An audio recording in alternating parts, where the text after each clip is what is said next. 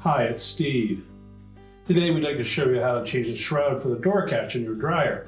It's a really easy repair. Let me show you how we do it. Now to do this repair, we simply need to open up the dryer door completely. If the old shroud is still intact, we simply need to pop that off. Take a flat blade screwdriver, just go into the slotted opening on the edge and pry it off. You can discard the old one. Now to line up the new one, the two long edges go top and bottom. So center it in that opening and simply snap it into place. We'll close the dryer up and your repair is complete.